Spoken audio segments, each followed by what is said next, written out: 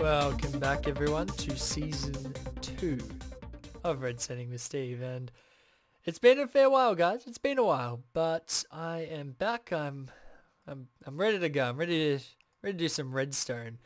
And yeah, for those of you new guys who have not seen season 1 of Redstoning with Steve, and I highly recommend you check that out. Redstoning with Steve, it was started originally just kind of a redstone series to kind of go through redstone circuits, but with an emphasis on actually understanding the circuit rather than just looking at it and copying it and knowing what it does in the end result. You know, you don't really learn that way, I found. Like, if you actually understand it, it's a lot more relevant, and then you can figure out ways to put it in your own build and stuff. And yeah, that was kind of the reason why I started it. And we've gone through all the basic circuits. We did all that stuff in season 1. Season 2, I'm going for a little different approach. I'm mostly going to go over other people's circuits, other people's designs, and maybe some of my own designs. I'll have to think about it, but other people's designs to at least start off with. And what we're going to be covering today is, turn around, this. And for those of you who recognize it, it is indeed CNBMinecraft's 3x3 Piston Door. And I've got some other stuff to explain about the new season, but I'll go over that at the end of the episode. Right now, we should jump into some redstone. So this is the 3x3 door itself. And looking at it, it's extremely compact. I believe it is the most compact door of this sort of design. I'm not too sure about that. Apparently it is. That's just hearsay. Don't flame me in the comments for that. And we're gonna have a look at it, and you can see it's quite compact. It's fairly. You can see, yeah, it's very compact. Oh, look, you can even see a powered rail there. It's a little messy. It looks like a bunch of random wires, to be honest. In fact, I'll whack the button. I believe it'll work. Yep. And it closes again. Very, very quick. Very, very compact. There was one edit I believe we had to make. I'll have a look at that at the end of the episode for you guys, because I've already made the changes in this world, but it was one of the repeaters we had to change to make it 1.3 compatible, because that's when it broke. So let's get started into it. We're going to go over here, and we've got this first. Green wool input circuit. Alright. Add the blue wool, it's the central timing circuit. Alright. Added ruffle, flop, and pistons, and I'll explain what a ruffle flop is in a sec. It's not too complicated. And then that's the final door. So we're going to start off with, of course, we're going to start with the input circuit. Luckily, I didn't have to build anything for this episode, which is nice. It's nice not having to build anything for an episode. This is the input circuit. Just filters around there. We're gonna hit the button. I want you to watch this redstone line. You can see when this turns off, and it'll take 2 torches. And I use that kind of terminology. You'll hear me using that. Basically, 1 torch is either the time it takes a torch to turn off, or a 1 torch, a repeater set to 1 to activate. So you hear me talking about that. It's just to differentiate between redstone ticks and game ticks. I find it's a little confusing talking about them at times. So we've got 1, 2 here, and we've got 4 here. 4 minus 2 is 2. So we've got technically a 2 torch pulse going through there.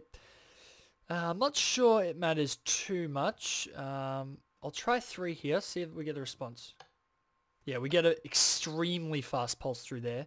And in fact, I don't think it's enough to make that torch activate. Yeah, so this is the minimum delay. Yep, so it's the fastest pulse that we can actually send a pulse through this torch up. So a very fast pulse is basically what we're getting at there. Moving to the central timing circuit, I'm going to mostly ignore that. It's not very much use kind of explaining this without the pistons involved. So I'll leave this bit and I'll move on to this. Now this is where it may get a little tricky. I'll try and explain it the best I can. Feel free to go back over bits of the video if you didn't quite understand them. I'll try my best though. So in the green wall, we've got that input circuit from over there. Nicely color-coded, thank you very much, CNB. We've got the color-coded green wool here. We've got this timing circuit here, and what basically happens is we come around here.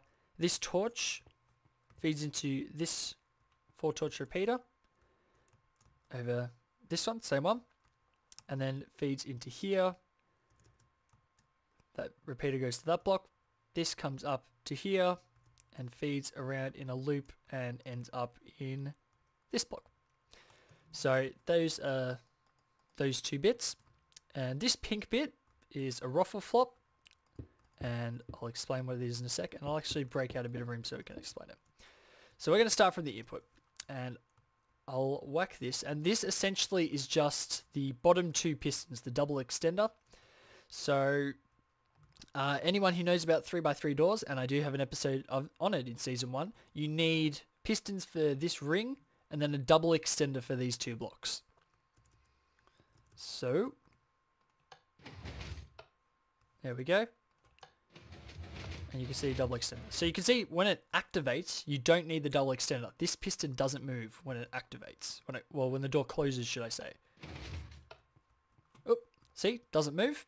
Only these two pistons are involved, but when it closes, or when the door opens, you can see we need the double extender. So what's going on here? We're going to start with the closing mechanism. It's very, very easy. Quick pulse comes through here. That piece of dust is not involved. That comes into it later, so ignore it for now.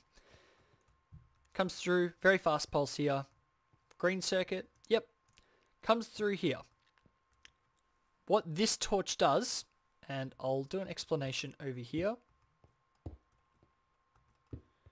Put a torch here, it'll activate that piston.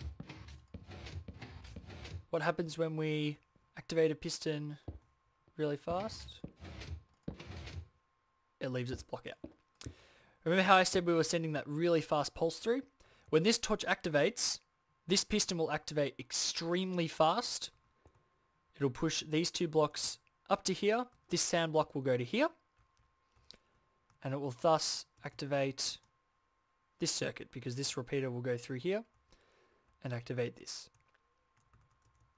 So, I'm just trying to think. I think I'll activate it again and see what's happening. That's right. So I worked this out before, guys. I'm just trying to remember as I go through it. So I remember what happened now. We got the really fast pulse through here. What this fast pulse does is it activates this very quick, goes to this block, and I'm going to have to deactivate it again, won't I? Very fast pulse goes to here and activates this piston very, very quickly. It will push the block out and leave it here. 2 torches later, this will push in here. 2 torches is coincidentally, well, not coincidentally because he probably built it that way, the time for a piston to fully retract. This comes through here to here, pushes this up, and it'll actually activate this again. So it will go here. This will push in. I think technically it'll leave its block out, but this comes through because this piston activates before this goes through. So basically what will happen is that this will come through, activate this dust, turn off, this block will get pushed in and activate this piston again. By the time this block has got to here, and you can see that happened there, by the time the block has got to here, the mechanism will already be in this state. This will already have pushed the block out to there, this will have pushed it in, and then basically what is the last step is it pushes it out up here and the door is closed. So it's a bit of a messy explanation, but I hope you get it. So basically the 1 torch pulse comes through and then a second additional pulse comes from this so-called ruffle flop. And essentially what it is just a T flip-flop, but it's made using a piston like that. I don't really refer to them as that, so whatever. Closing. This is going to be a little harder, so I'm going to activate it. Let's do that. Alright. Our ruffle flops out. Alright, it's activating these two guys. Alright. I'll put these back. We don't really need to see that anymore. And we can see we've got this 4 torch repeater here, and up here, and up here. Alright. So what's going to happen when we activate this 1 torch pulse again? This is going to turn back off. The 1 pulse through here is not going to do anything this time because this line's already on. But what it's going to do is activate this T flip-flop again and retract this, and thus will retract this piston and then retract this piston 2 torches after. So this block is going to end up here with both of these pistons retracted. Now you can see this all occurred in 2 torches, or a little more if you include the delay of the piston actually retracting. And we've got a 4 torch repeater here, so we can see that this will activate after all this has gone on. So basically this block will end up here. And I'll activate that again, in fact. I'll put it back, and it'll end up like that. Now what happens after this is this 1 torch pulse from here comes through this repeater. And this starts the second kind of cycle. There is actually 2 separate cycles in this. This cycle, this repeater, goes to this torch, goes to here. This is pretty crucial, this torch. We're going to build it out here. And you can see, and have I gone 1 too high? Oh, I didn't mean that. That. We put the torch here, it'll activate. Alright, and that is for the bottom piston. When we do the double extender, if we hit this, the bottom one only will extend. Problematic until we do this. And you can see we've got the double extender action with 1 torch. So what happens when this short pulse comes through, it will extend both of these. So double extend, so the second piston will be attached to this block extended. Now, as you'll all know, with double extenders, if you've seen season 1, and there is of course a video of double extenders in season 1, we need this to stay on before this one retracts. So, in fact, I shouldn't have got rid of that because I need to show you again. That's not it.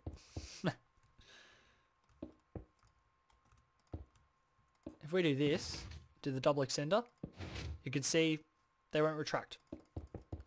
Alright, so we need this one to stay on for a little bit longer. So it comes through like this, and because it's a 1 torch pulse, it'll deactivate. Alright, what's this repeater doing? Well, if we look through this block, and I'll grab some blue wool. See this dust before? It's pointing directly into this. What happens? 2 torches to here, 3 torches technically to deactivate. Comes through here, keeps this on for an extra 4 torches, so it keeps this block powered for an extra 4 torches, and the end result being that it will retract the double piston extender. So it will double retract, and it will actually pull the block back to here in that retraction mechanism. What we need to happen last is for this to activate again, and I'm pretty sure you can see what's happening. 1 torch pulse goes through here, goes to 2, 2, 3, so 4, 7 total, and that's just the exact amount of delay to send a very quick pulse to here and retract the block back to here. And we can now see it in action. And, oh, I mucked it up by myself. Apologies. I'm missing something here. Oh, I've knocked out the sand apparently. Oops.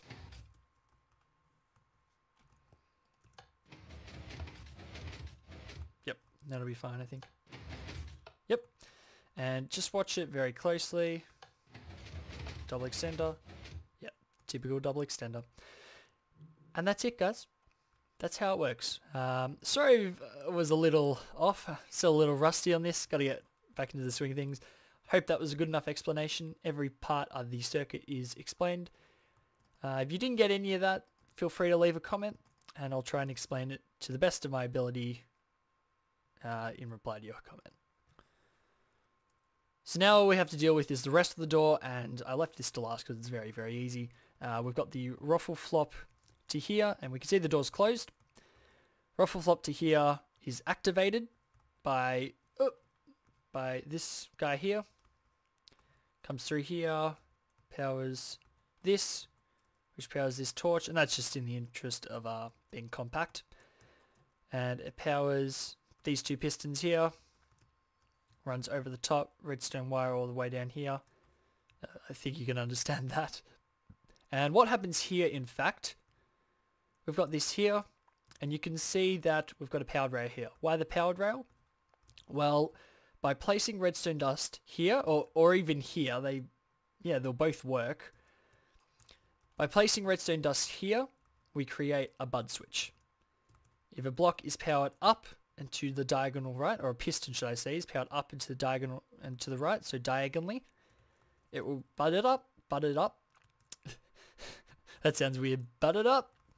And basically what this powered rail does is activate the bud, so it'll bud it up, and then the powered rail will activate, causing a block update, causing this piston to extend. And that's pretty much what's going on, and it works in the opposite way as well, because it unbuds it, I guess, and then this will depower. In fact, I believe we could actually use, I'll try it. It'll be a little slower, but I'm pretty sure we can use one of those. Yep, and indeed we can. Yep, that'll work, and fence gate will also work. I'll try it just to prove that it'll work. Fence gates and trapdoors will also work. Yep. There we go. And you can see exactly how it works. And basically this is just to make it as compact as possible. So that about wraps it up for episode 1 of season 2 of Redstoning with Steve. And I hope I didn't come across as too rusty. I felt like I kind of wasn't explaining things as well as I could have been. I'm not really back into the groove yet, I don't think. So hopefully I can remedy this in later episodes. And yeah, I just need to get my groove back, I reckon. Just back into the swing of things. 3x3 door. Thank you to CNBMinecraft for providing this. Not that I asked him or anything, but of course I will leave a link to CNBMinecraft's channel in the video description, and the video in which this featured, and possibly the world download as well. I'll probably see if I can get my hands on that. And the other thing I wanted to discuss was about the world downloads, and in season 1, most of you will know that I had the world download where everything was in the one central map. I'm not sure if I'm going to be doing it this season, just because stuff like this, I'll grab the world download and it'll be in all different maps, and I'll have to pretty much MC edit it over into a new map. I'm not sure if I'm going to go that route. Possibly, I wouldn't do it every episode. I'll possibly do it every now and then, or possibly one big collaboration at the end of the season. So what else do I want to say? Yes, the last thing I would say was I'll put the world download for season 1 in the description as well. So yep, hope you enjoyed this episode 1, and I can assure you much more Redstoning with Steve to come. Leave your suggestions in the description. I've got a few that I reckon I could do, but I really want your suggestions of circuits that I could do. So don't be afraid to even give yourself a plug. If it's a cool circuit, be more than happy to feature it. So yeah, hope you enjoyed it, guys, and I will catch you hopefully in episode 2. See ya.